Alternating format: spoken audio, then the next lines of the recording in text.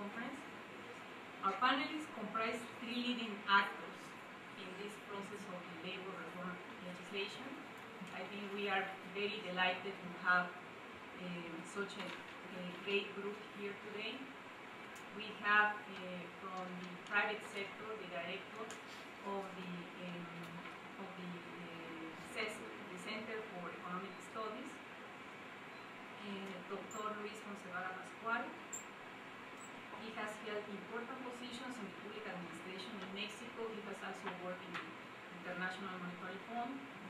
He held positions in the Ministry of Finance and Pemex, has been professor in leading research institutions in Mexico, and since 3 years ago, he's leading this Center for Economic Studies.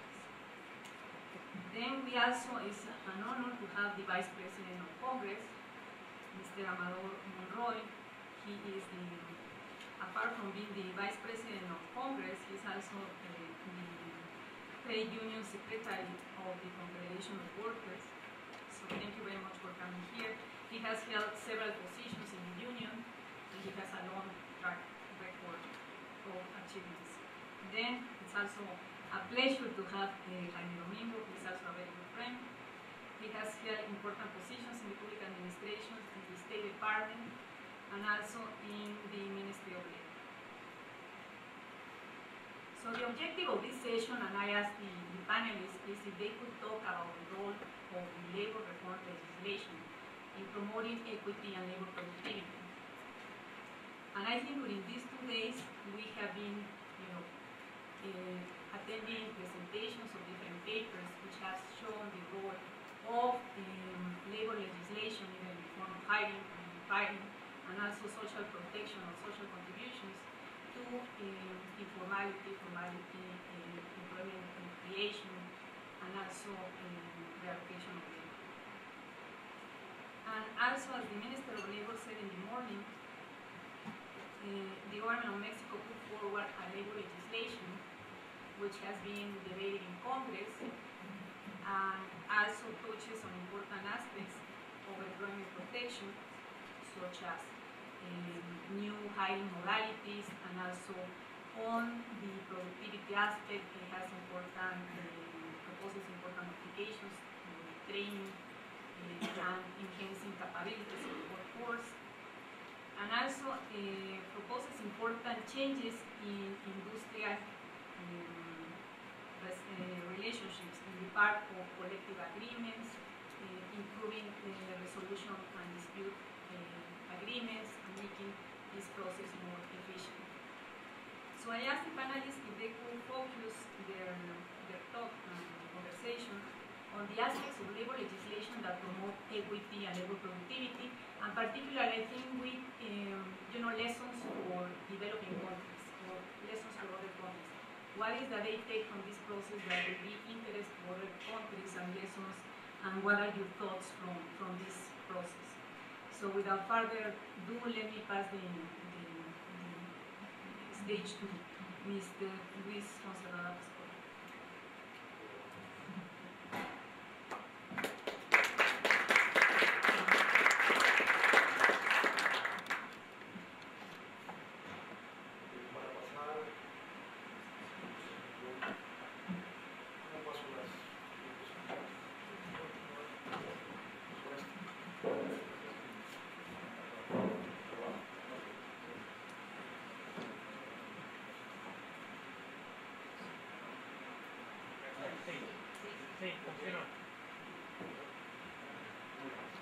Buenas tardes, gracias por la invitación, gracias Domingo por involucrarnos, Gladys. Yo quisiera presentar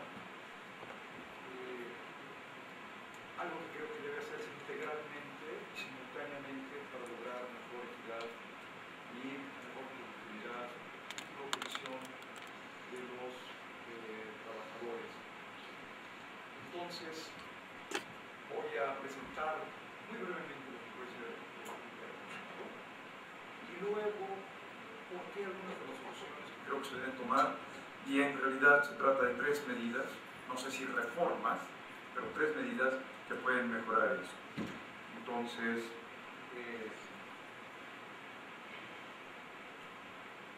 Y estas tres medidas, que yo esperaría que no se tratara de reformas, tienen que ver con medidas fiscales, tanto de la parte de los impuestos como del gasto, para redistribuir el ingreso. Creo que es una gran falla que tenemos en México y en varios países latinoamericanos, y para cubrir los costos de la seguridad social.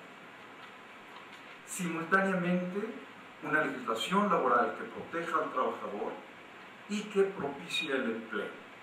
Requerimos una reforma o medidas razonables para tener estos dos objetivos, una reforma razonable.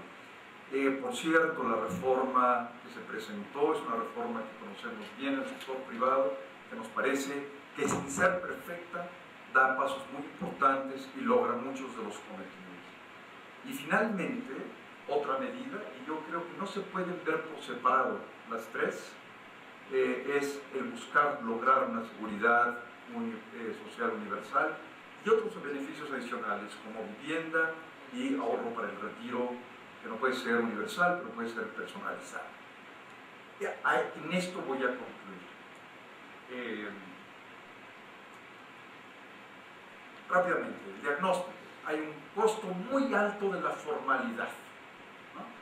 El ser un trabajador formal es muy costoso y este es uno de los retos serios que tenemos. En esta gráfica lo que vemos es en las barras,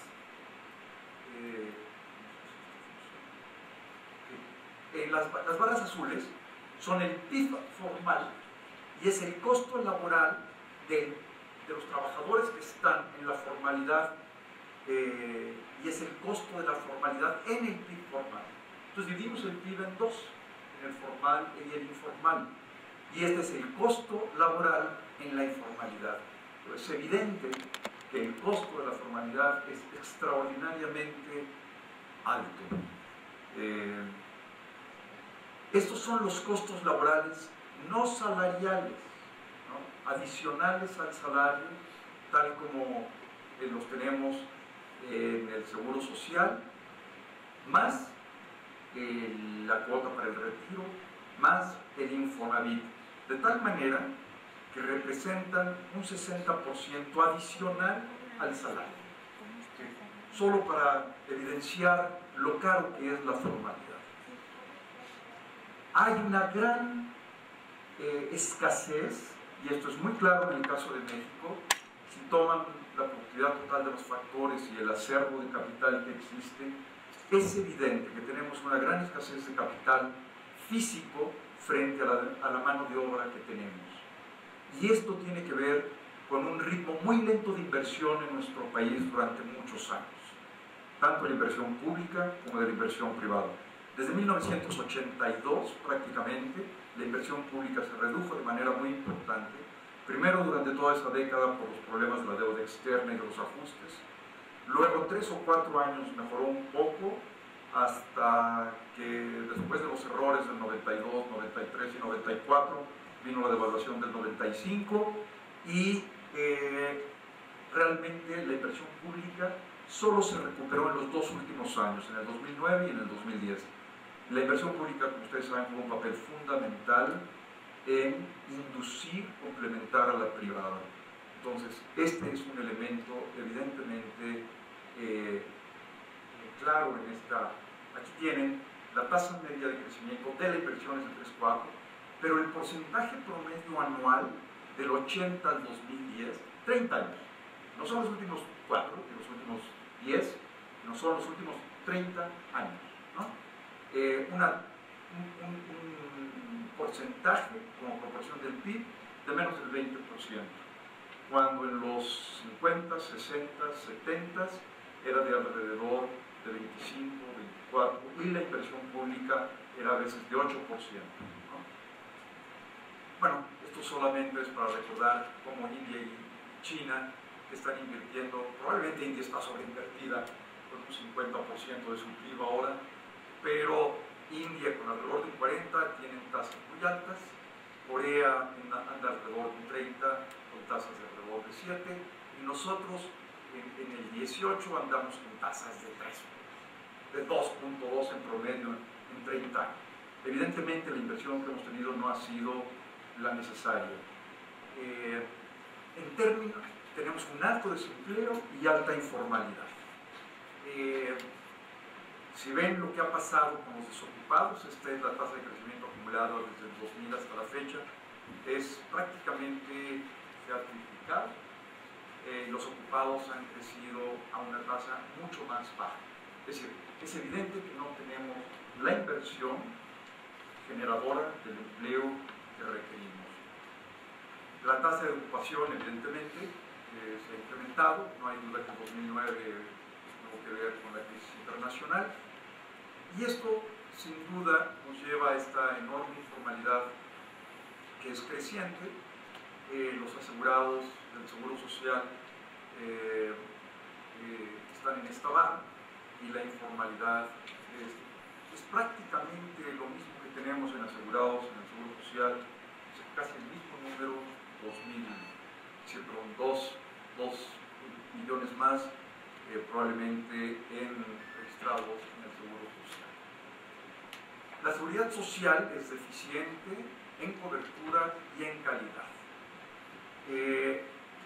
Esta es la población ocupada, son los trabajadores, no los beneficiados o los beneficiarios. Solo los trabajadores con acceso a instituciones de salud. Esto incluye el Seguro Social, el IMSS, la seguridad social de las empresas públicas y de los estados, por ejemplo. No incluye el Seguro Popular, ¿no? Entonces, sin acceso a instituciones de salud, pues tenemos 2/3 partes de la población ocupada. Los beneficiarios del sistema de salud, ahora sí, si incluimos el Seguro Popular, ya es prácticamente de 100 millones.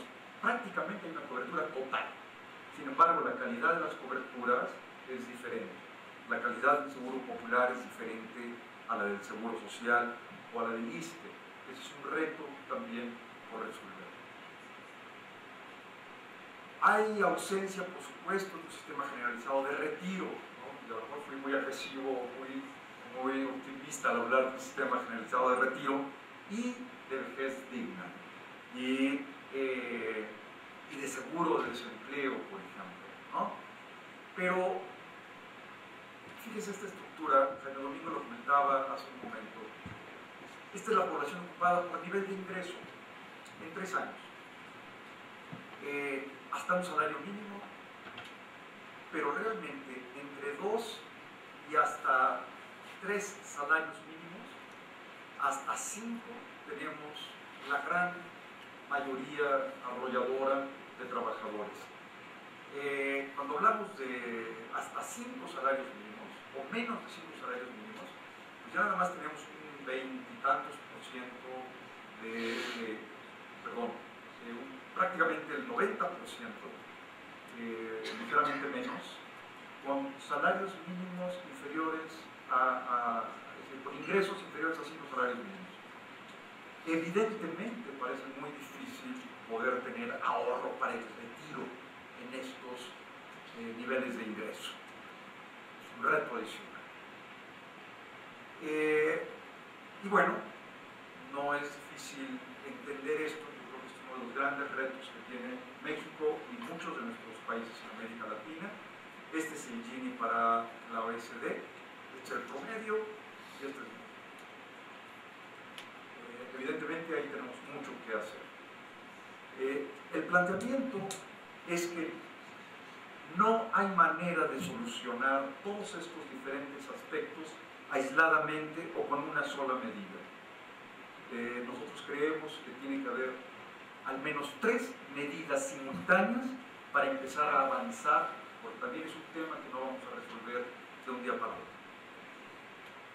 Es indudable que en el fondo del empleo y de la informalidad, por el costo de la formalidad, pero además para poder cubrir los costos de esa formalidad, porque aunque se reduzcan van a seguir siendo altos comparados con la informalidad, es necesario crear riqueza.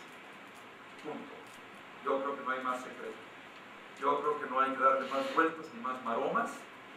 El gran tema es inversión y crear riqueza. Y para esto es fundamental inclusive la inversión privada. Yo creo que derechos de propiedad todavía tienen mucho que caminar en nuestro país. La certeza jurídica sobre los derechos de propiedad todavía, no quisiera decir que no existe, pero casi no existe. Gobernadores, autoridades locales, regulación y el Poder Judicial no cumplen con la necesidad que tenemos de tener certeza jurídica sobre la inversión. La otra parte importante es reducir todos los costos de transacción en la operación y en la producción. En términos de regulación, por supuesto, ha habido avances, todavía no son suficientes. En términos del costo fiscal, el BID tiene un trabajo interesante, el de productividad, donde demuestra cómo México requiere una empresa pequeña o mediana 3 veces más o 4 veces más que los países desarrollados en términos de horas para cumplir con sus obligaciones fiscales, ¿no? Y, por supuesto, la corrupción. Hay una corrupción muy amplia, sobre todo en entidades en los estados. En el gobierno federal yo creo que se ha reducido extraordinariamente, de manera muy importante, pero todavía son pasos enormes que tenemos que dar para reducir los costos de transacción y la apropiación del Estado de parte de la riqueza. Fuera de eso. Por supuesto que hay que incrementar la inversión pública, un seguro universal con calidad homogénea, eso va a ayudar a proteger, a mejorar la productividad, creo que es cierto, aunque nosotros sostenemos que la productividad en realidad no es una variable sobre la que se pueda incidir directamente. Nosotros creemos que la productividad es una variable endógena al crecimiento y no una causa de la falta de crecimiento, sino más bien un efecto de la falta de crecimiento y por supuesto de la falta de inversión. Pensiones y un gasto, y este es un punto crítico, un gasto público que mejore el Gini después de subsidios y transferencias e impuestos. Entonces, la solución nos parece que tiene que ser integral, tiene que tocar, y si no, no hay solución. Tiene un enorme aspecto fiscal, tiene que ver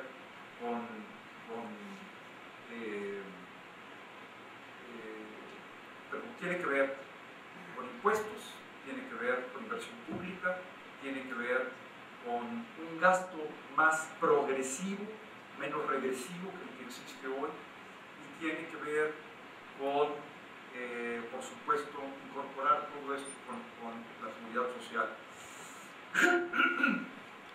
Es evidente que no hay manera de tener seguridad social universal más que con un financiamiento directamente y haciéndose cargo directamente de las finanzas públicas.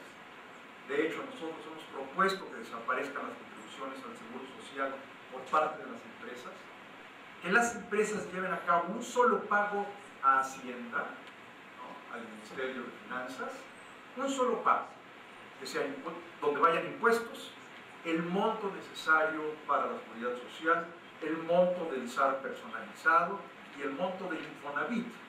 Un solo pago, eso simplificaría enormemente el proceso administrativo y que Hacienda se haga cargo, no solamente de distribuir esos, sino además de cubrir los costos de la seguridad universal.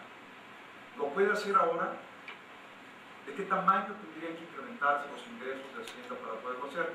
Nosotros hemos propuesto un impuesto de tasa única, una especie de flat tax, en el que el impuesto es un impuesto al valor agregado, no es el IVA, es un impuesto al valor agregado por las empresas y por las personas físicas.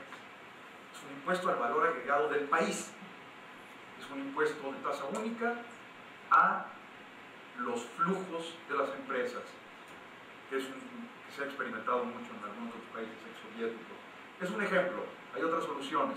Si hiciéramos eso, con un IVA generalizado, pero vamos a olvidarnos del IVA generalizado para no entrar en problemas con el sector agropecuario y algunos grupos, que desgraciadamente al tenerlo generalizado es terriblemente regresivo. Pero si pensamos en un IVA de 16%, con una canasta básica a 0%, ni siquiera al 3%, una canasta básica al 0%, con una tasa de 22.41, 8 puntos inferior a la que tenemos hoy, podríamos cubrir la seguridad social, más Infonavit, más todo esto. Si incluyéramos el seguro popular para que esto fuera generalizado, o más bien, el seguro popular cuesta alrededor de 90,000 millones de pesos, si no me equivoco. Y el total de la seguridad social formal es de 300,000. Quiere decir que tendríamos que agregarle 200,000 millones de pesos más para tener una seguridad social con la calidad del seguro social. Si hiciéramos eso, la tasa de 22.41 a lo mejor tendría que subir como 3 puntos a 25%. ¿Es factible hacerlo? Yo creo que es perfectamente factible hacerlo, pero pues, se le tiene miedo a estas decisiones, ¿no? Sí implica cambios fiscales importantes, pero se podría hacer. Y la solución para esto no puede ser otra que fiscal. Yo creo que esto tiene que quedar muy claro, ¿no? Finalmente, este es un punto delicadísimo, importantísimo. Este es México del 2000 al 2008. Este es el coeficiente de Gini antes de transferencias. Perdón. Sí, claro. Así de paradójico. Antes de transferencias. Y este es el Gini después de impuestos y transferencias. Mejor no tendríamos, es decir, sería conveniente evitar las transferencias. ¿Qué quiere decir? Que nuestro sistema de transferencias y subsidios es brutalmente regresivo, tanto que incrementa el coeficiente de Gini. A ver, cuando no hay, las transferencias efectivamente lo reducen, pero lo reducen de manera muy baja, perdón, porque quería llegar a esto. Aquí está México, prácticamente no hay ninguna diferencia entre antes y después de transferencias y de impuestos, comparado con lo que sucede con todos los otros países. Es decir, la desigualdad antes de impuestos y transferencias se reduce enormemente en otros países. Este es un reto enorme que tenemos en México. Y es muy importante, no solamente por bienestar o por equidad. Esto tiene implicaciones económicas mucho más serias. En el mediano plazo, con un Gini de este tipo, no podemos crecer a las tasas que deberíamos crecer. Porque no existe la demanda de consumo que requerimos para crecer a tasas superiores al 5%. Entonces es otro reto que tenemos. Es decir, es un tema fiscal, es un tema de seguridad social y es un tema, por supuesto, laboral. Si no hacemos frente simultáneamente a estos tres aspectos, en realidad va a ser muy difícil o se va a llevar mucho tiempo el poder dar algunos pasos en reducir la informalidad, en incrementar el empleo, en ver por seguridad social y en mejorar la distribución de ingresos. Creo que con esto termino. Bueno, solamente en la laboral, nosotros creemos que una reforma laboral debería tener incluido transparencia sindical, protección a los trabajadores. Muchos de estos artículos se eliminaron en la que está ahora, sin embargo, la que está ahora creemos que es un paso importante y debería llevarse a cabo. Creemos que, aunque no es parte de lo laboral, no puede estar desvinculado de la seguridad social y la protección y el ahorro para el retiro. En la fiscal es clarísimo el reto, un impuesto que permita cubrir estos gastos y un gasto público que mejore el Gini. Esto se puede llevar mucho tiempo y habría que empezar ya. Y finalmente, en términos de seguridad social, lo que ustedes ya seguramente han oído mucho, es el seguro de desempleo y los recursos. Con esto termino.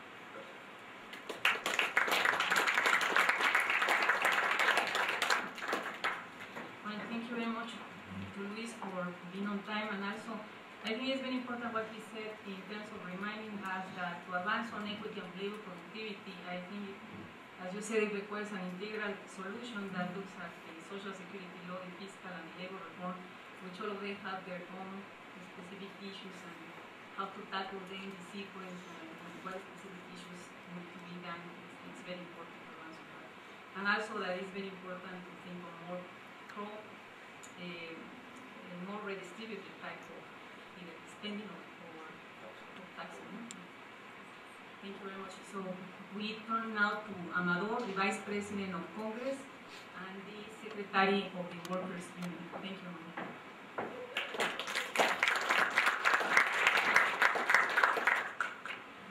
Muchas gracias. Buenas tardes. Yo voy a tratar de transmitir a ustedes lo que en realidad está sucediendo acerca de la pretendida reforma laboral en nuestro país. Para mí es un tema muy importante. En México se ha generado una expectativa tremenda sobre lo que la mayor parte de las gentes mencionan como una reforma laboral. Yo personalmente estoy de acuerdo en que el marco jurídico laboral que hoy nos rige sea tocado, pero en una actualización en razón del momento social, el momento político y el momento económico que vive nuestro país, y que por supuesto es totalmente distinto. Hace 40 años se sufrió una modificación regular de nuestra Ley Federal de Trabajo, y 1931, que es la fecha de origen de este documento básico. Todo el mundo quiere reforma laboral en México. Si le preguntas a un empresario si quiere reforma laboral, dice que sí. Y si le preguntas a un trabajador si quiere reforma laboral, dice que sí. Lo que pasa es que la segunda pregunta no se al empresario qué le gustaría que se reformara y al trabajador qué le gustaría que se reformara. Sin embargo, todos opinamos y decimos que sí queremos reforma laboral y reclamamos ¿por qué no ha salido la reforma laboral? Y cuando les preguntas ¿por qué la deseas tanto o para qué la necesitas si no conoces el contenido? A veces reflexiona. Y es eso, Ha habido en realidad muy poca información en lo que se pretende como una reforma laboral, y no de un solo lado, sino de los principales actores que alrededor de este tema estamos interviniendo en la Casa de Origen, la Cámara de Diputados. Por ejemplo, tenemos una iniciativa que presentó el Grupo Parlamentario de Acción Nacional el 18 de marzo de 2010, que aspira a modificar sustancialmente 379 artículos de la actual ley, que se compone de 1010 con 17 derogados. El PRI, la última reforma, el grupo parlamentario del PRI presentó una última reforma el 10 de marzo de 2011, donde propone modificar 194 artículos. Así el PRD presenta una iniciativa de modificación de ley en la que toca 610, más ambiciosa todavía, y toca temas constitucionales, por cierto. E incluso yo soy de la opinión que no sería el trámite a seguir. Los diputados del PRI, que hoy componemos una mayoría en la Cámara, en general estamos de acuerdo en que el marco jurídico laboral debe actualizarse. Yo personalmente creo que encabezo la opinión de los 24 diputados que representamos trabajadores en este país, en el sentido de que debe haber una actualización a nuestra ley, la que hoy nos rige. ¿Por qué no nos hemos puesto de acuerdo? Pues porque para mí es un tema muy difícil. Estamos hablando del trabajo, y cuando hablamos del trabajo, para mí el trabajo es casi todo en el mundo y en el tiempo de existencia del individuo sobre la tierra. Los 4 modos de producción que hemos enfrentado antes del capitalismo: el primitivismo, el esclavismo, en su momento el feudalismo, y hoy día el capitalismo que se impuso sobre el aspirado socialismo con su aspiración superior de llegar al comunismo, En los 4 modos de producción ha tenido que ver el trabajo, aun cuando no costaba el trabajo o no pagaban por el trabajo. Si no había trabajo no había nada. Hoy si no hay trabajo no hay nada. Estudiamos para trabajar, trabajamos para ganar y ganamos para vivir. Y queremos ganar más para vivir mejor. Es un tema difícil, muy delicado. Se habla de 3 reformas estructurales que hacen falta para que México salga adelante. Es una, señores, el trabajo. Es una. Porque ¿para qué queremos una reforma fiscal que recaude lo aspirado o lo que se necesita o lo que se requiere? Más bien lo que aspiramos. Y que después lo repartan. Si lo que necesitamos es generar esa riqueza que en su momento se va a recaudar y solamente se genera pues, a través del trabajo. Por eso ha sido muy difícil ponernos de acuerdo en la propia Cámara de Diputados, en razón de cuál habrá sido el documento que seguramente, según mi aspiración, nacerá en la propia Cámara, en esta legislatura, en la que un servidor le encantaría por participar en el nuevo documento que rija la relación laboral entre trabajadores y patrones en México en el futuro ya inmediato. Nosotros, y lo digo muy claro, estamos bien conscientes de la necesidad de actualizar el marco jurídico laboral por razones como esta. Primero, en 1010 artículos, primero, la aspiración de un servidor, y así está planteado en una iniciativa presentada en el Pleno, es que se divida, como cualquier otra rama del derecho, nuestro marco jurídico laboral en el código que contenga el procedimiento y en el código que contenga el sustento. Segundo, nosotros somos de la idea de que esos 1010 artículos pues, no son vigentes. Por ejemplo, hay 17 derogados, ya no son 1010.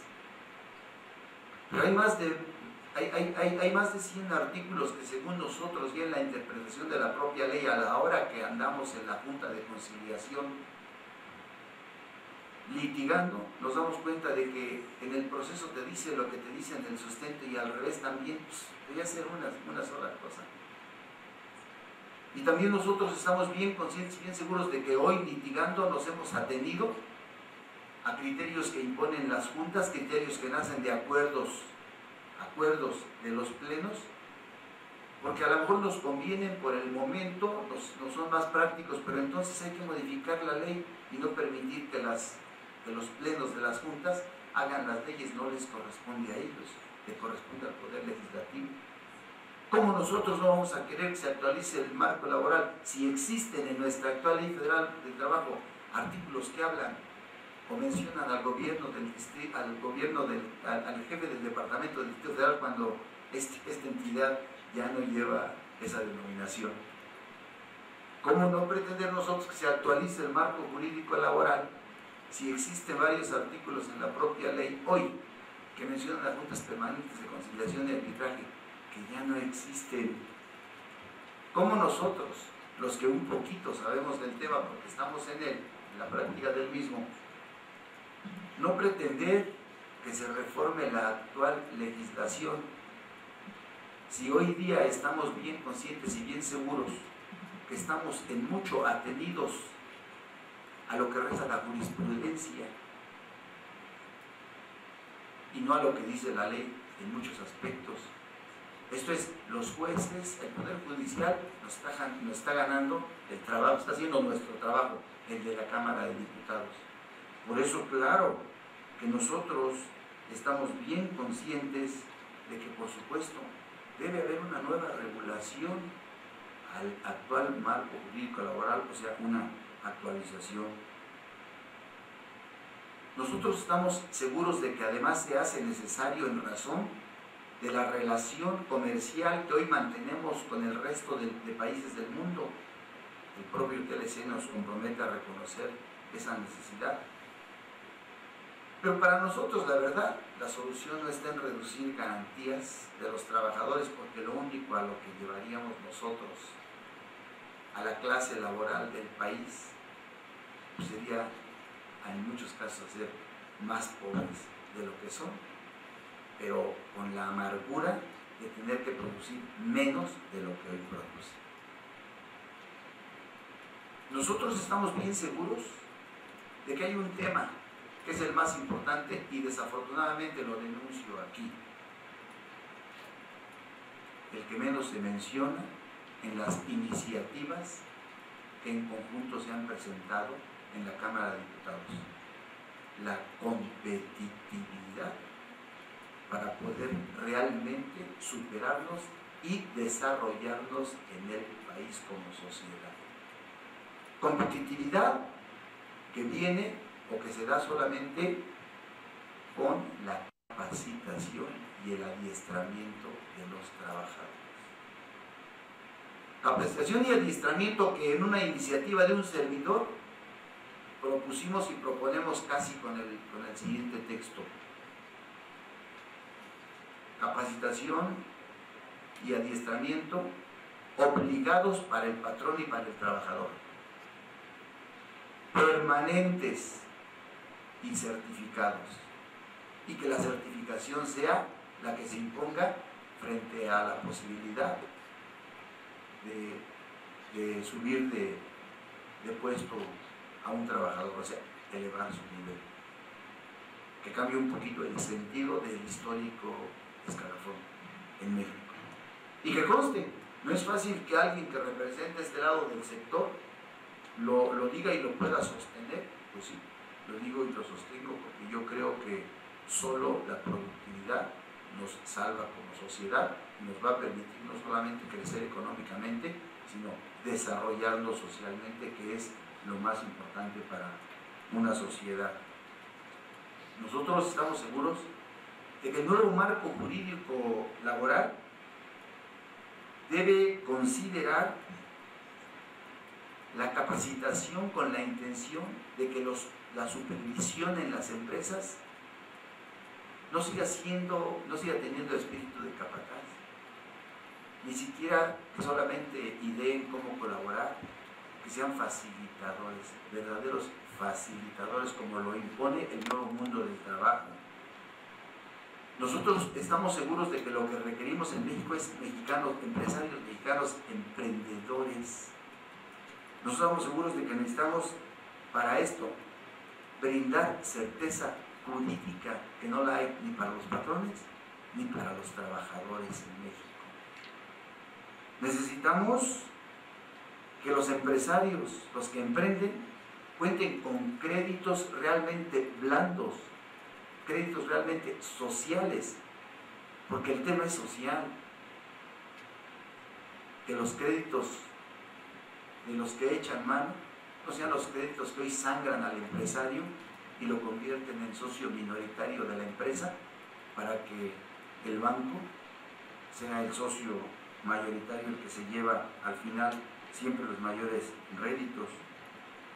Nosotros creemos que a través de esos créditos se va a imponer lo que requerimos para poder salir adelante, y es la automatización de los medios, la adquisición de maquinaria y tecnología moderna, ad hoc con el tiempo, ad hoc con el momento. Nosotros estamos seguros que solo eso es lo que nos puede permitir avanzar, y por supuesto un nuevo marco jurídico laboral que ya no trate de hacer iguales a la mujer y al hombre, hablamos de la equidad, sino que ya en realidad reconozca lo que hoy estamos viviendo, una igualdad, porque yo hoy veo en mis empresas lo mismo trabajando a una mujer que a un hombre en el primero o en el tercer turno. Ahí no está la diferencia. La diferencia está al revés. La discriminación que se da desde la propia contratación, porque un patrón generalmente contrata a un hombre pensando que le puede hacer más tareas o más distintas tareas que las tareas que le puede hacer una mujer, y hemos tenido que caer en la necesidad de establecer las revisiones de contrato, condiciones en alguna cláusula para que se obligue el patrón a contratarnos un porcentaje de mujeres. Eso es lo que ya no debe existir si hablamos de equidad. Nosotros estamos seguros que que la capacitación y el adiestramiento, insisto, tema muy poco tocado hoy día por cualquiera de las iniciativas de cualquiera de los grupos parlamentarios, pero sí iniciativa de un servidor, y está presentada en el Pleno y está en la comisión actualmente en estudio. Esa condición que yo planteo es la que nos puede sacar adelante y nos permitiría lograr en su momento salarios reales. ¿A qué me refiero con los salarios reales? Los salarios que alcancen. O sea, yo no hablo de que subas el salario.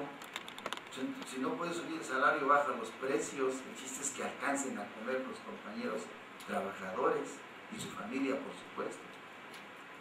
La capacitación y el adiestramiento nos serían tan competitivos que nosotros podríamos evitar lo que hoy está sucediendo en México. Lo digo como una denuncia de algo que me consta.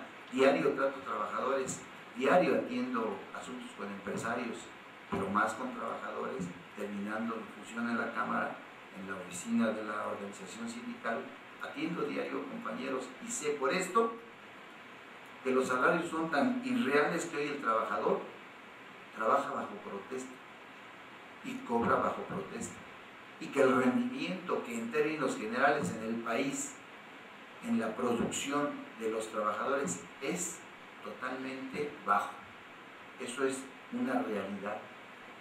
Porque, insisto, trabajan bajo protesta porque cobran bajo protesta. Cobran bajo protesta pues porque no les alcanza para nada lo que hoy ganan. No es culpa del empresario, tampoco es culpa de la ley del trabajo, no es culpa del Estado. Yo pienso que los responsables somos todos por no establecer normas jurídicas que permitan que haya una mejor armonía entre los trabajadores y entre los patrones, para que en armonía podamos todos considerar que entre más produzcamos, más y mejores bienes y servicios podrán llegar más a precios accesibles a toda la comunidad en general para la que estamos trabajando. El transporte en México, en la mayor parte de nuestro país, es un transporte muy caro y además impráctico. Nos resta, nos hace perder muchas horas, hombre, de tiempo diario. Y aparte, ayer platicaba con una compañerita trabajadora que invierte el 30% de su salario en el transporte diario, el salario semanal, y el otro 30%, el otro 20% lo paga de la vivienda, es el 50%, gana 100 pesos, con 50 pesos mantiene a 2 hijos porque es madre soltera. Nosotros estamos seguros de que un nuevo marco jurídico laboral que mejore la seguridad social, que vea, que voltee hacia la verdadera seguridad social. Se requiere la productividad para poder nosotros no solo ser competitivos, sino producir para resolver el gran problema de seguridad social que existe hoy en nuestro país. El seguro social en sí, que es del que echamos mano la mayor parte de los trabajadores mexicanos, está desmantelado. Y no es de hoy, es de muchos años, se fue gastando. Nosotros requerimos ser más productivos para aportar más y que haya más agremiados con la intención de que eso crezca y venga a resolver el verdadero problema social que tenemos.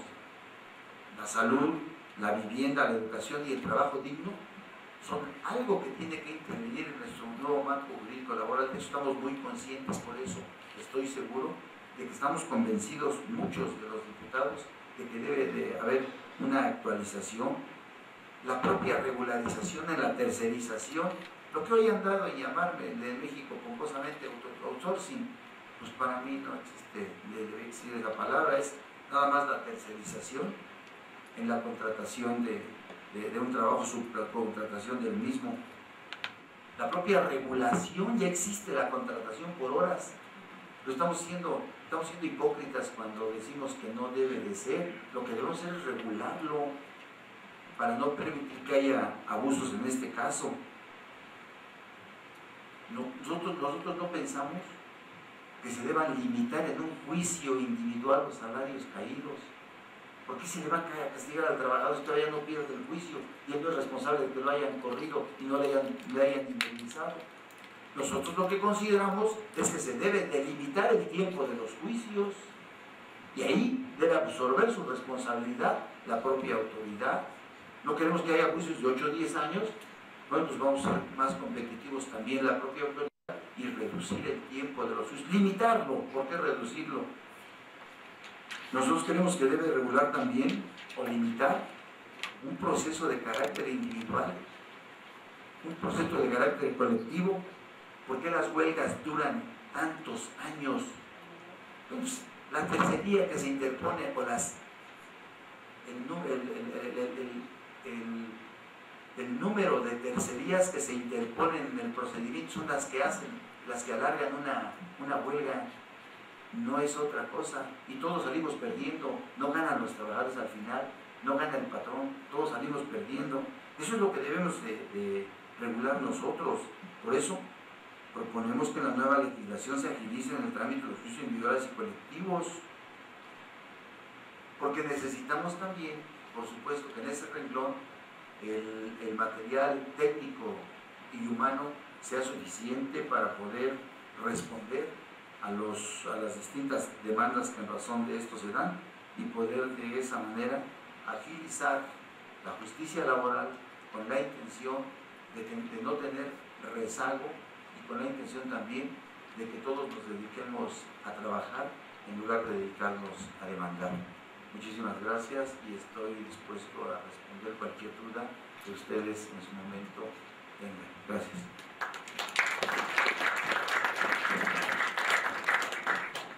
Many thanks to Amador. I think I just want to highlight 3 points he mentioned. I think one very important is the better communication of what the labor reform attempts to achieve. The second, I think it's very welcome that I see more coincidence rather than differences between what is proposed in the labor legislation and what Amador mentioned to us, which he mentions issues in terms of increasing competitiveness, training, the efficiency of the labor disputes, and also improving, providing legal certainty in terms of contracts and negotiation of salaries. So I think, also I think it was very important the point that you mentioned that no, the legislation is in fact, in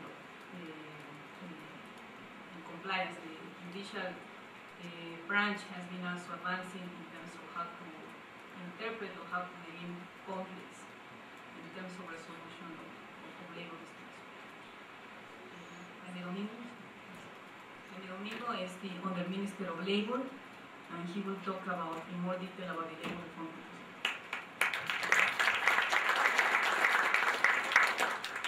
Gracias a la presentación, sobre todo los panelistas que son de lujo. Nada más que el vicepresidente del Congreso de la Unión, el vicepresidente del Congreso del Trabajo, el diputado federal, abogado, sindical, senadores muy autorizados, parte más del sector privado de este país, hemos hablado con eso personalmente, reconocimiento. En algunos puntos tenemos coincidencia y en algunos, por supuesto, así debe ser, tenemos las divergencias que significa esto. Hay un tema que tenemos, I'm sorry, mejor así, perdón. Hay un tema que tenemos muy estudiado, muy abordado, y que yo creo que vale la pena subrayar en la coyuntura de México. Nadie disputa que tenemos que actualizar el marco normativo laboral. Nadie. Ni los empresarios, ni los trabajadores, ni el gobierno, ni nadie. Pero también hay voces muy importantes que dicen no hay prisa. Podemos, si hemos soportado 40 o más años con la última legislación, ¿por qué no esperar 1 o 2 o 3 o 5 o 10 años? Porque de cualquier manera el mercado se ha dado vida y ha funcionado. Y nosotros sostenemos de que sí están pasando cosas y que son muy graves. Todos de los aspectos que mencionaron los voy a subrayar. El primero, una gráfica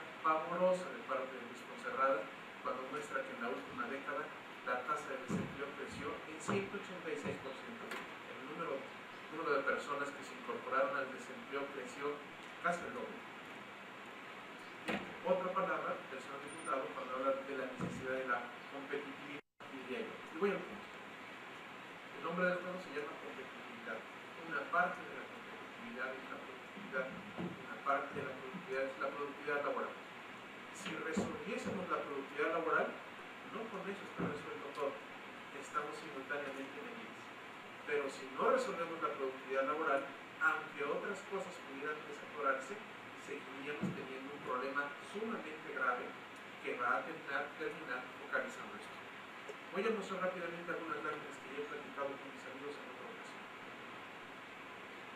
Por favor. Hace 100 años México hizo una revolución y en el 123 constitucional, constitución que derivó del movimiento armado, hizo una propuesta que le regularizó o reglamentó en una ley secundaria en 1930. México tenía 16 millones de personas. La mitad eran hombres, mujeres, y la que aparece en la parte blanca de la gráfica son los que están en la población económicamente activa. La parte verde son los que no deben trabajar, son los niños. Regreso rápidamente acá.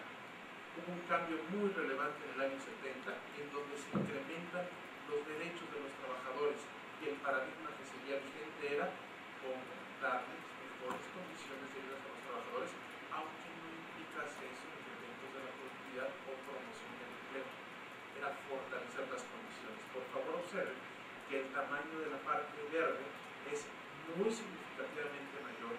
Por favor, vean que ya son 50 millones hace 40 y de que sí participa la mujer, pero todavía no es suficiente. Y aparece ahora, ya tenemos la medición, una corbata, voy a llamar de color morado, que es la gente que en ese entonces estaba en la economía laboral formal. Toda la parte blanca estaba en la economía hiperinformal. ¿Qué sucede un tiempo después? En 1990, no hace mucho, en la década de los 80 todavía se hacen modificaciones adicionales a favor de los trabajadores. Lo voy a comentar de otra manera. Todos los que tienen experiencia en derecho laboral, los que tienen sentido jurídico, saben que la Constitución es la parte fundamental de la vida de este país. Nada por debajo. Pero en el mundo laboral aparece una aparente paradoja. Aparente paradoja. La Constitución no es el derecho máximo, es el mínimo. A partir de los derechos laborales consagrados en la Constitución, se van haciendo revisiones contractuales permanentes que asuman derechos a los trabajadores. Que en estos 90 años que he comentado hasta ahora, en estos 80 años que van el recorrido desde que se generó, a los derechos constitucionales, más los legales, más los contractuales, han hecho que incluso en algunos puntos los trabajadores tengan derechos, sobre todo en el mundo sindical, gubernamental,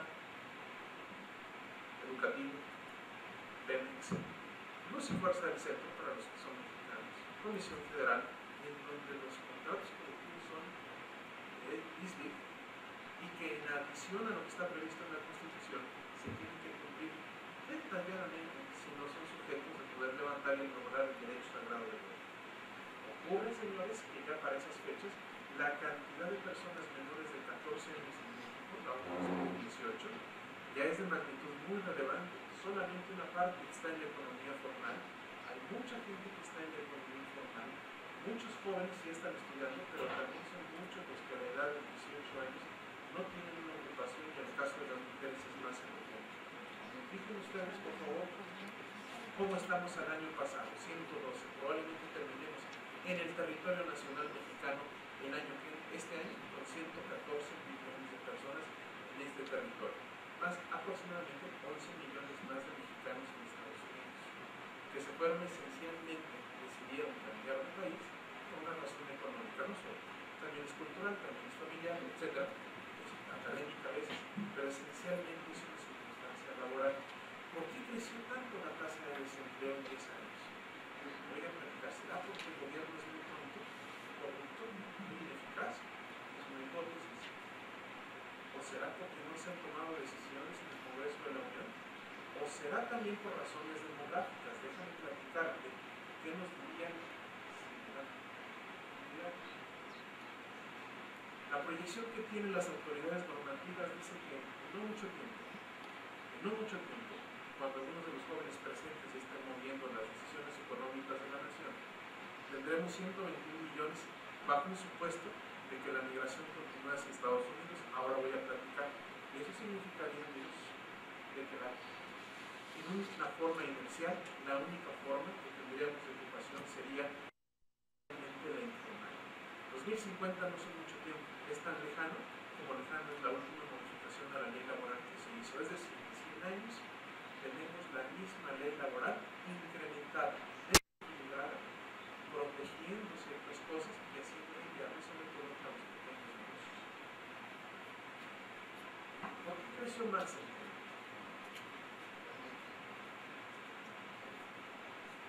Esta gráfica la presentó esta mañana el secretario Lozano. No la voy a repetir más, solamente en un punto. Es decir, en 1970, cuando se hizo la ley, la última modificación, 1 de cada 20 mexicanos tenía más de 65 años. Hoy 1 de cada 10 tiene más de 65 años. En poco tiempo, algunos de los jóvenes aquí presentes serán 1 de cada 4 mexicanos tendrá más de 65 años. ¿Qué significa con la visión de la ley?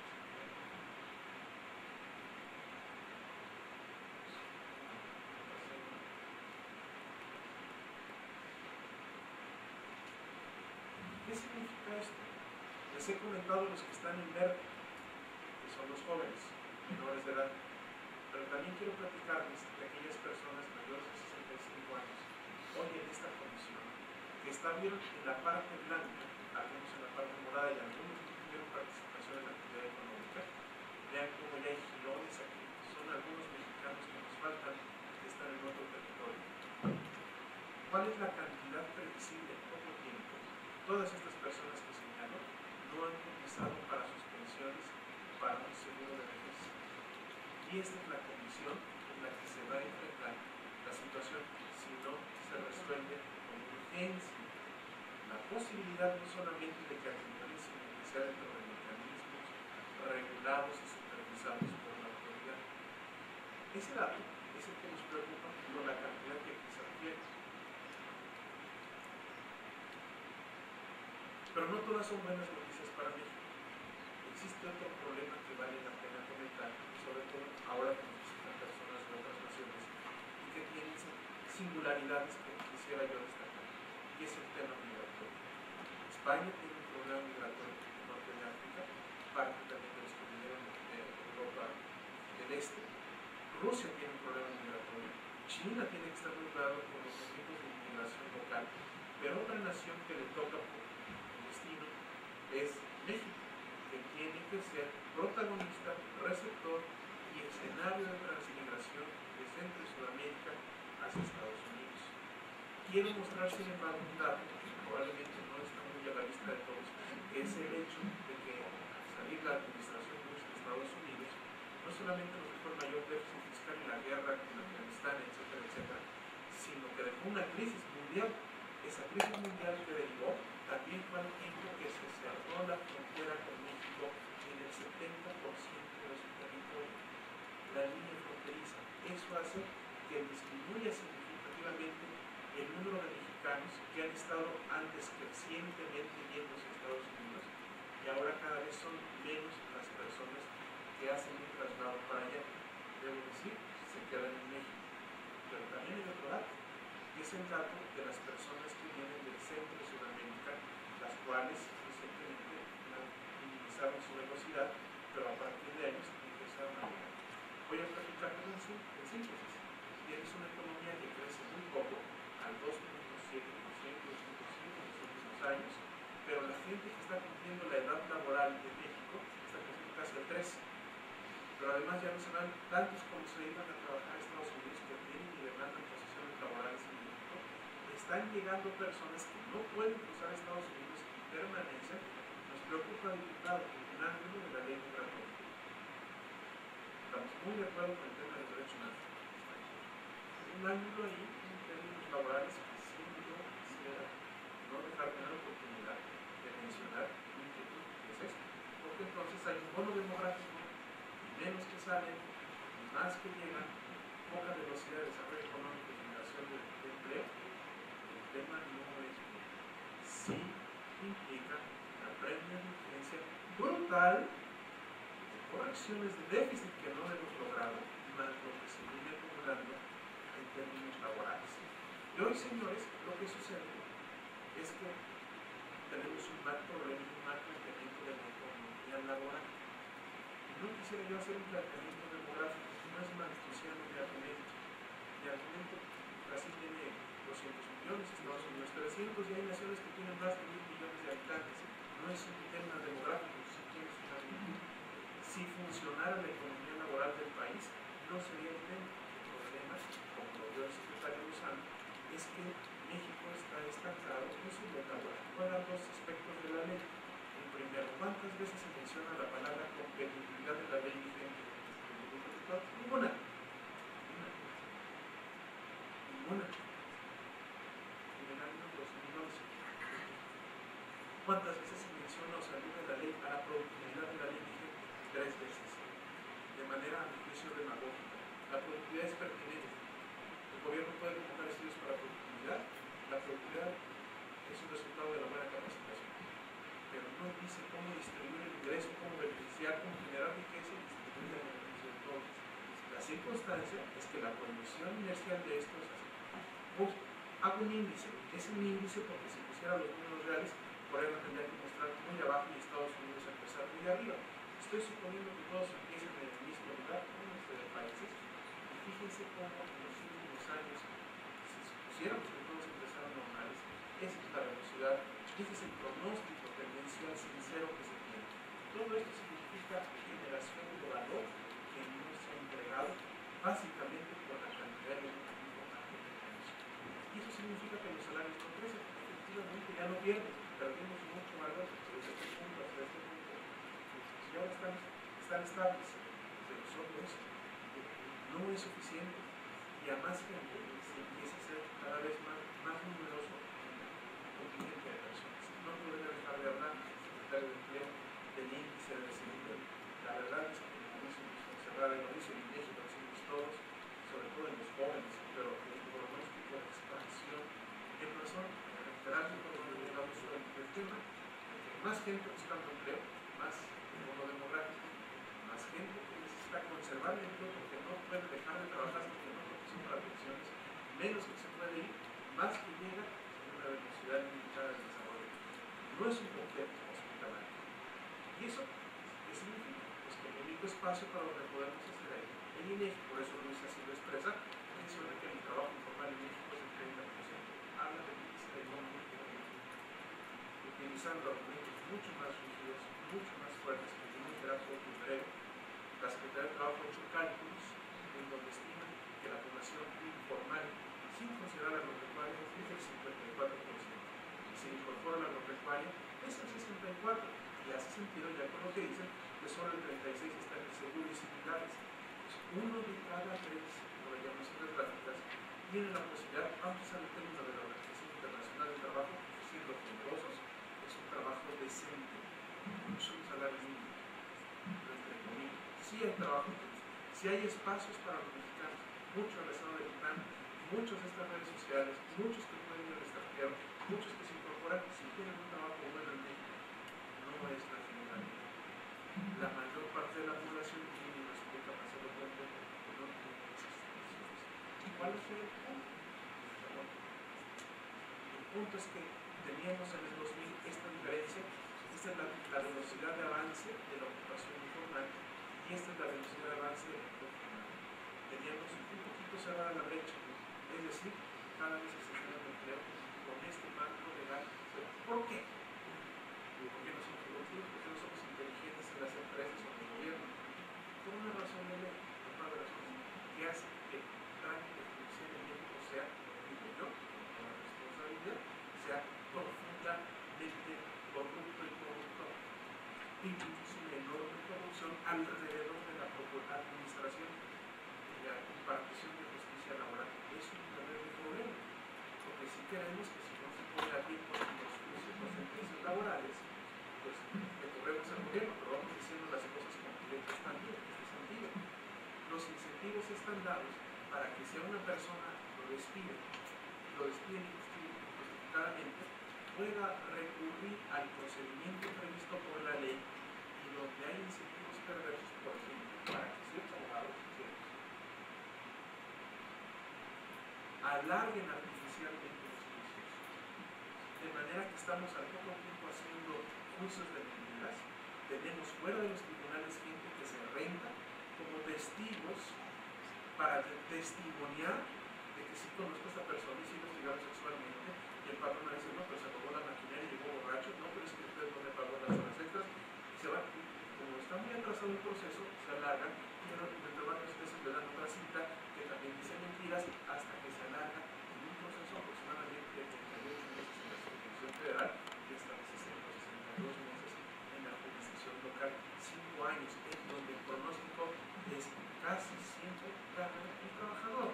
Y el abogado que lo representa se queda con la mitad de la indemnización. Y eso significa que entonces la gente no quiere contratar, o bien los que ya están contratados prefieren conservarse en su empleo, manteniendo un cierto ritmo, un cierto nivel de productividad, porque independientemente de eso les van a pagar. No los pueden correr, porque si los corren, si los despiden, pueden demandar. Y entonces los gerentes pues están inhibidos y eso incentiva, estamos totalmente de acuerdo con el diputado, la contratación ilegal por fuera, por outsourcing, por tercerización, en contra de los trabajadores. Abusan muchos patrones de esa situación. Ahí está en contra de un outsourcing, uno regular, que efectivamente tiene justicia también para ello. Pero entonces eso significa que toda la economía se va para allá con esas cuestiones. Si alguien detiene el proceso de aprobación del cambio de reglas por un cálculo particular de naturaleza política, sí está afectando a una cantidad de personas que todos los días, todos los minutos se están incorporando en una situación que no es justa.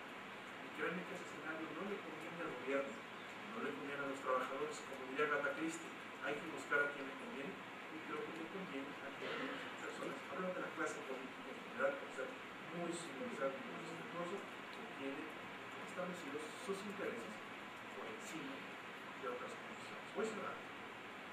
La OCDE nos hizo esto, fíjate, México ya les platicé internamente, en México en 2004 estaba así, pero luego nos hicieron otras trampas y vamos hasta el último nivel, ya no estamos acostumbrando debidamente a eso. ¿Saben por qué Turquía no nos gana en cuanto a la generación de empleos? Por una razón, por la cultura, y lo digo con todo respeto, no es un tema sociológico, es un tema economista, por la forma en la que la cultura de ese país relaciona a las mujeres y su inserción laboral. Solo por eso. México sí pinta mal en términos generales.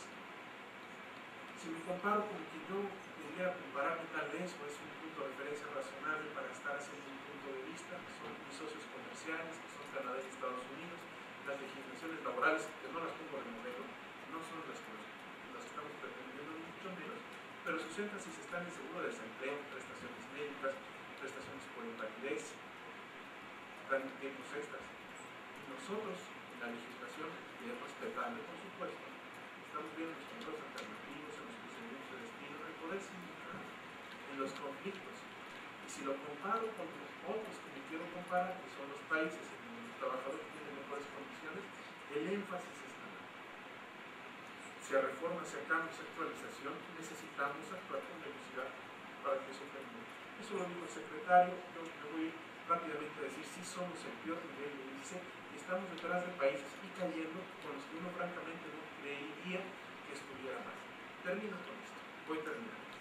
Miren ustedes, esto es, como dice México, voy a decir una cosa diputado, pero no me la puedo decir.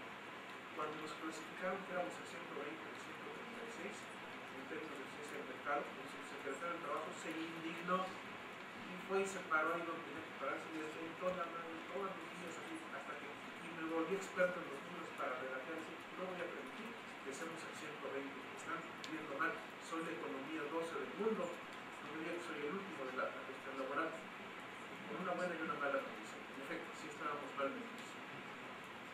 No somos el 120, realmente somos el 120. Entonces, no, ya no he dicho nada, pero es terrible. No puede ser que México tenga ese mecanismo. Ese mecanismo conviene a alguien, pero no le conviene en general. El mejor país en uno de estos tipos que hacen los poseedores de la verdad de estas cosas dice que es Singapur, una cosita chiquita así que hay por ahí, porque mientras más tenemos a establecer generamos más y mejor empleo. Mientras más estemos pegados acá, estamos en el 120. ¿Qué pasa con la iniciativa que estamos trabajando? Que presenta el PRI, que presenta el PAN, más o menos nos vamos hacia allá. Ese es el tamaño del cambio. Lo que no podemos mover el 123 como queremos, pero en parte también es un ventaja. Porque de manera que nosotros celebramos y protegemos y tutelamos el 123, está bien. Pero el 123 de 100 años, cuando éramos 15 millones a 115, a 14 tal vez a final del año, se va. ¿Qué pasaría si corremos y aprobásemos tal como está? Avanzaríamos poco, pero sí sería un avance. Una parte de lo que está calculado en la gráfica es que se hicieron modificaciones en los términos importantes. Los legisladores han considerado que ese punto no se va a tocar. Aún y cuando no se tocara, si lo quiero subrayar, también habría avances. Vamos sobre ellos, pero son suficientes. Y termino así. En la segunda mitad del siglo XIX había muy pocos derechos. Era casi esclavitud en México. En buena hora nos dieron constitución y un artículo 123. En buena hora los legisladores. Y había esos derechos. En el 17 se reglamentaron. Y entre el 29 y el 31 se aumentaron más. Y entre el 31 y el 70 todos estos. En la edición en el 70 se dieron muchos más muy importantes. Otros derechos en los 70 y en los 90. En los 80 se incrementaron más los derechos. No te estoy explicando muy bien. Finalmente la ley habla de 1814. Estamos hablando de derechos. No es nada superior. No está mal, todos somos trabajadores. Todos somos. Déjame decirte qué pasaría con la iniciativa del PRI del PAN, más o menos. La estoy tratando de medio patar, señor diputado. Más o menos. Habría más derechos. Los derechos podemos cambiar la tecnología y todo eso, pero nadie está buscando quitarle derechos a los trabajadores. Lo que estamos haciendo es dándole y regularizando. Por lo tanto, pedimos que los despidos ya no tengan un juicio interminable, sino que haya certeza jurídica y que sea un límite razonable, por ejemplo, de 6 meses. Que a los 6 meses sepan, para que el empresario esté claro de qué pasa. Hay una diferencia, cierta conciencia, los legisladores nos han planteado un año, en fin, terminaríamos. ¿Qué se lograría para los trabajadores en activo? Hay muchas cosas positivas para los trabajadores del sector informal, la posibilidad de formalizarse, para los sindicatos, los miembros de los sindicatos de beneficios, para los empresarios también, para los desempleados mucho más y para la economía nacional también habría temas. Por lo tanto, señoras y señores, sí quisiéramos estimular los cosas. En términos de generación de empleo, competitividad y eficiencia, el mercado laboral de México está, como estoy intentando decir de esta manera, en una situación seria. Si estuviéramos en la cantina, lo diría de otra manera. Entonces, muy difícil. Muy difícil. No bueno. Si bien es cierto que la ley en su momento fue vanguardia, que no tiene aspectos muy positivos, que siguen vigentes, mantienen preceptos que no están orientados hacia el desarrollo económico del país, con datos muy claros, no de la Secretaría de Trabajo, de cualquiera, de instituciones autónomas, de organismos internacionales, etcétera, se puede ver. Sí existe la previa inteligencia. Voy a cerrar. Si usted lo dice mejor que yo lo voy a decir de manera más técnica. Sí pasan cosas si no se aprueba la ley. Técnicamente crece la informalidad, el desempleo, se complica la migración, se abate la calidad de vida de los trabajadores, se aumenta el índice de Gini. No lo quiero decir muy fuerte, pero también hasta tenemos crisis de cierta gobernabilidad en ciertos puntos, algunos aspectos. Si requerimos que los jóvenes, los adultos mayores, las personas en trabajo que no están en informalidad, tengan una alternativa, respetando sus derechos, creo que se puede hacer. Cuando el presidente Calderón nos preguntaba, oye, ¿por qué no mejor me voy por la fiscal? O mi capital político le invierto en la energética, ¿por qué no me voy por la reforma política? ¿Por qué por la laboral? ¿Quién lo vino a decir? Se me presentó más amplio, más espacio, esta. Solamente tiene, sí, porque el mundo del trabajo, el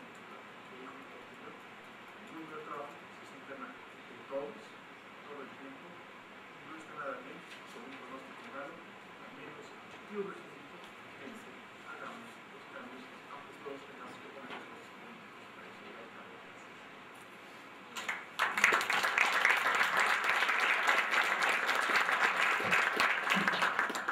Muchas gracias, Jaime Domingo. Una presentación muy completa de la urgencia del tema laboral para incrementar la productividad y la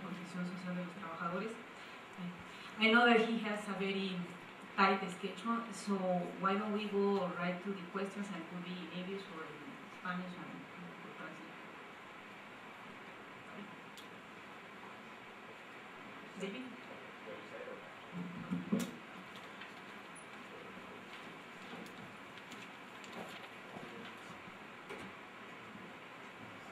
Bueno, muchas gracias, subsecretario. Una pregunta.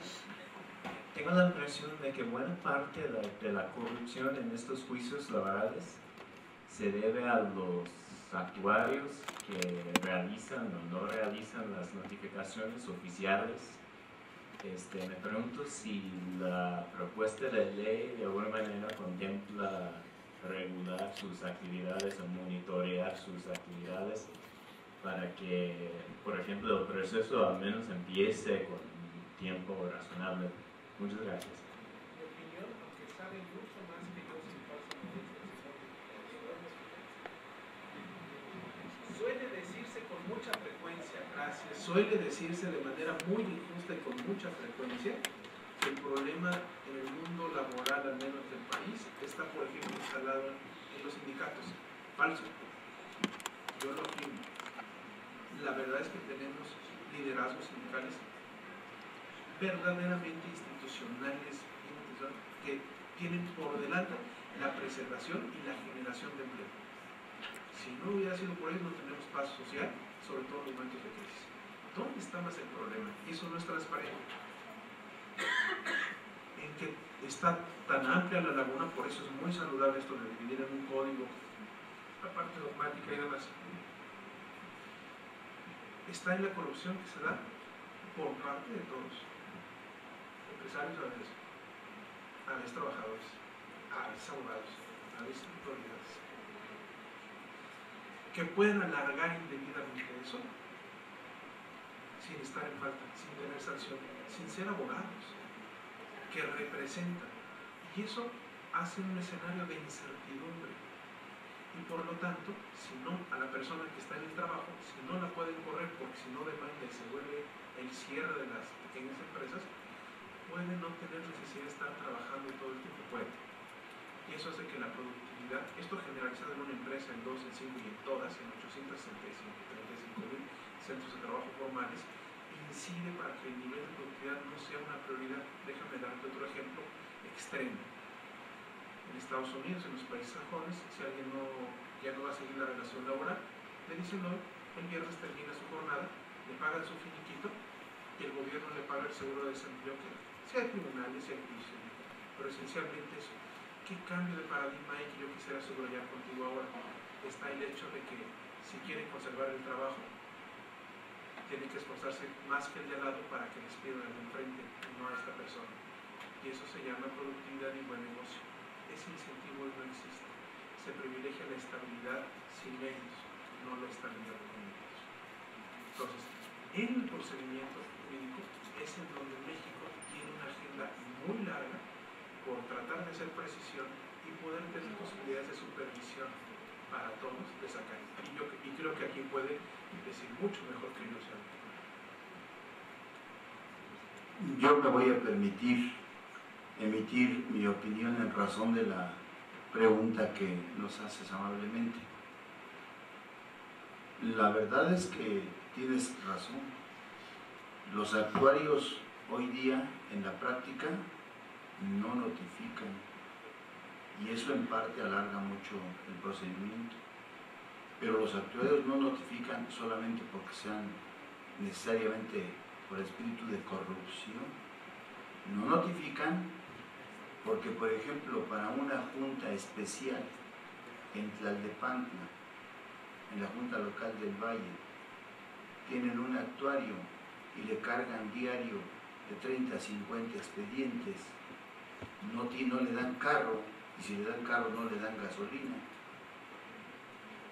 Y el transporte en el Valle de México no solo es caro, sino ineficiente. Se gastan tantas horas de trabajo que nosotros mismos en coche, cuando les hemos acompañado, nos hemos asociado con ellos para que puedan hacer nuestras notificaciones, terminamos haciendo en sus 8 o 10 horas 5 o 6 notificaciones de 30 o 40 que les dan. La ineficiencia en parte es porque no hay equipo, como yo decía, ni material humano en términos generales.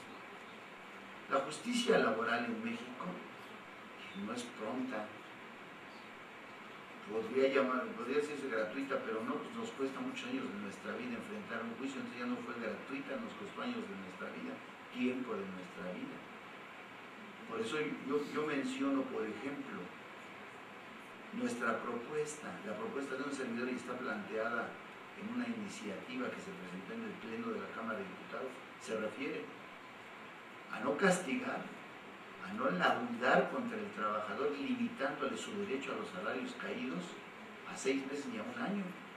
Lo que debemos limitar es a 18 meses, según yo, el procedimiento en lo individual.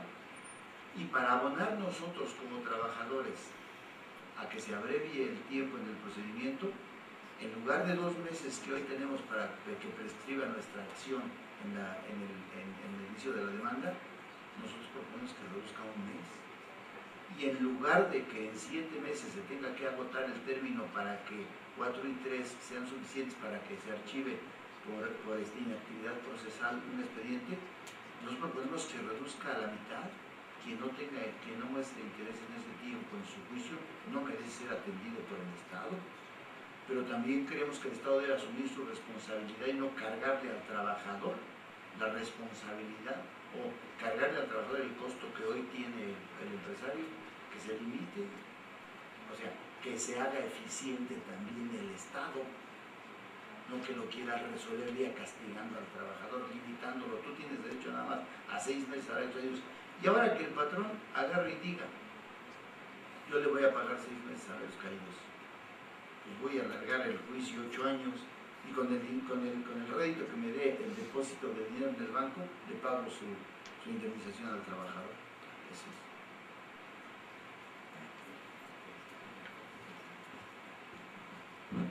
Sobre el mismo tema, yo conozco ese tipo de sistemas porque viví mucho tiempo y operé en empresas en Honduras que tienen exactamente el mismo sistema, exactamente el mismo problema. Para mí, el gran problema yace en la incertidumbre que hay para un empresario sobre cuál es el costo del despido, lo cual hace imposible calcular costos, hace imposible operar empresas. ¿Por qué no consideran ustedes una reforma un poco más cualitativa, yendo hacia algo similar a lo que tiene Brasil, por ejemplo, donde el costo del despido no es insignificativo, es bastante grande, pero es conocido? Ahí tienen un fondo de garantía por tiempo de servicio, hay que contribuir a este fondo, se sabe cuánto es, y además se sabe si despides a alguien, cuánto más encima de esto pagas de multa, es 40%. Y no hay abogados, no hay juicios, todo esto se saca del sistema. Simplemente hay un costo que puedes calcular cuando tú haces tus proyecciones de negocio, sabes qué estás haciendo. Esto para mí es la solución.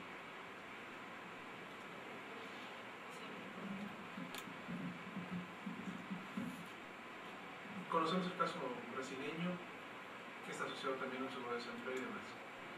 Suena muy bien, certidumbre en ese tema. Y que la autoridad tenga dientes para ir contra el patrón que indebidamente quiere abusar del trabajo. Son esas cosas. Ahora, me da este par de intervenciones una posibilidad de hacer un comentario muy importante subrayar. Se percatan de que no estamos hablando si la jornada son 8 horas. No estamos hablando si tienen derecho a capacitación. No estamos hablando de un problema de instrumentación, de un problema de método, de un problema de administración y procuración de justicia, que no conculca los derechos.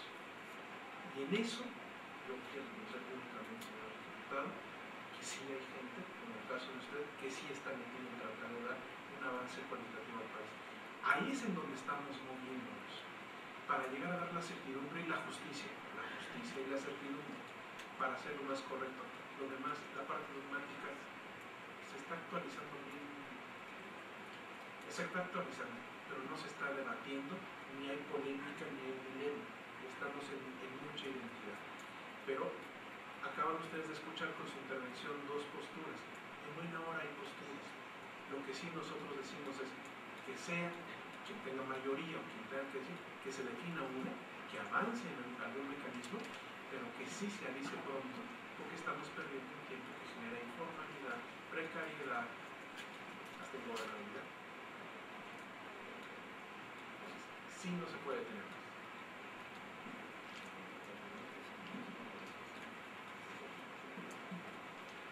En relación al mismo, más comentario que pregunta, ¿verdad? Quiero señalar algo que es muy importante. Y es muy importante por el sector de trabajadores que yo represento en mi tarea, que tiene 40 años. Comencé muy chamaquito, no vayan a pensar que estoy tan grande. Les quiero decir algo, vale la pena. En justicia es importante que ustedes lo conozcan. Los trabajadores no son demandadores en general de oficio ya, de indemnizaciones o liquidaciones, que les quede bien claro. Y se los digo con el conocimiento de causa. 40 años llevo defendiendo trabajadores y hoy día en el jurídico, que todavía represento con 7 abogados, llevo más de 125 demandas individuales en cartera. Y les digo algo, los trabajadores, cuando los despide el patrón, lo primero que buscan con nosotros no es su indemnización, y menos hacer un juicio. Lo primero que demandan es su trabajo, su reinstalación. Cuando no podemos gestionar su reinstalación, entonces lo siguiente no es el juicio. Ellos nos dicen, yo no quiero pleitos, yo no soy tan poderoso como el patrón, sígueme mi liquidación. Y cuando no pueden conseguir su liquidación,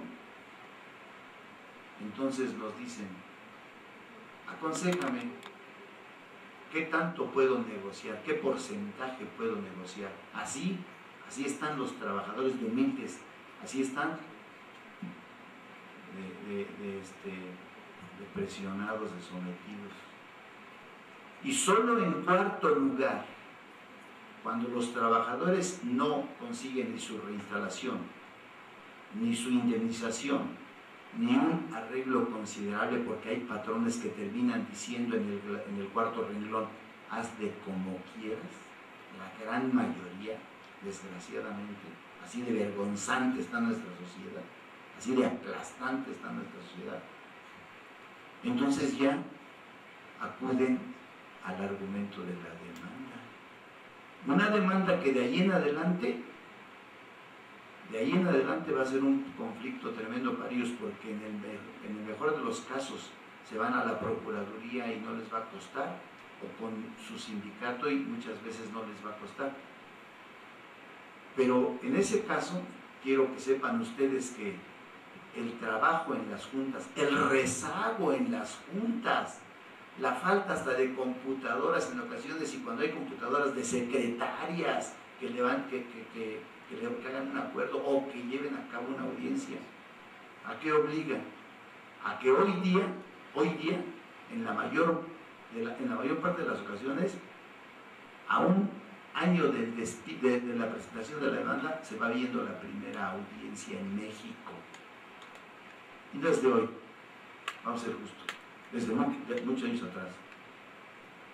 Entonces, por favor, ya que no se satanice a los trabajadores pensando en que son los causantes de que las empresas quiebren, porque las empresas además no cubrieron el requisito de una buena empresa y bien organizada, el fondo de previsión social, que debe incluir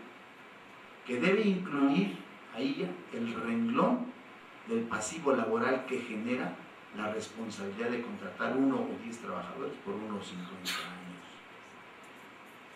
Entonces, sí es importante que consideremos esto. Ahora bien, ¿en qué casos sucede mucho el hecho de que generalmente se vayan a la demanda? En casos de niveles superiores al del trabajador, ni siquiera al nivel de supervisión, en casos de gerentes y directores generales. Yo creo que hay casos, insisto, pero yo no creo que se deba resolver esto limitando los salarios caídos a nadie. Yo insisto, ¿por qué no limitamos el tiempo del procedimiento?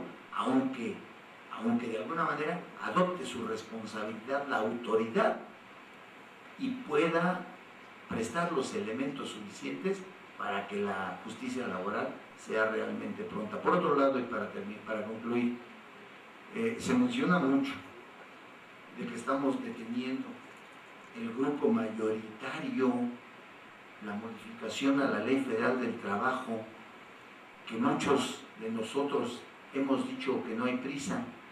Nada más que les quiero decir algo, Hoy somos grupo mayoritario, pero en la legislatura anterior no éramos el grupo mayoritario y entonces no tuvo prisa el anterior gobierno, que era el grupo mayoritario en el Congreso. Permítame, Laura, dos comentarios en el pasado. A ver, tiene toda la razón el señor diputado, toda. Está el hoyo de la productividad laboral en México en la administración de la justicia, en el enfoque de la ley y en la ejecución. Más allá de los matices, ¿saben cómo está la Junta Federal de Protección de Arbitraje de un país de la octava potencia del mundo? Atrofiado. Quiero que piensen en la administración de la justicia local con todo respeto a Campeche, con todo respeto a Tabasco, con todo respeto a Guerrero. Una parte es la federal y la gran parte de los juicios son los locales. Sí necesitamos equiparnos, dotarnos, exigirnos, utilizarlos cronometrados para que se pueda avanzar. Aún y cuando hiciéramos en la parte más moderna del país algún esfuerzo, seguiríamos teniendo también deficiencias muy fuertes. Hay que dar muchos recursos. Y segundo, y el último, el grupo mayoritario de la vez pasada no tenía mayoría absoluta. El señor diputado en 2002 subieron a la tribuna el PRI, el PAN y el Partido Verde, que eran mayoría, y también en algún momento cambiaron de decisión y dijeron que no solamente estaría discutiendo de reciente, o sea, si es un tiempo ya muy fuerte, sí creo que hay que tomar, a lo mejor son 18 meses contra la autoridad, 6 meses contra los salarios caídos, la decisión que tome el legislador, es a él a quien le corresponde esta ley, pero que se tome una decisión que dé una señal que permita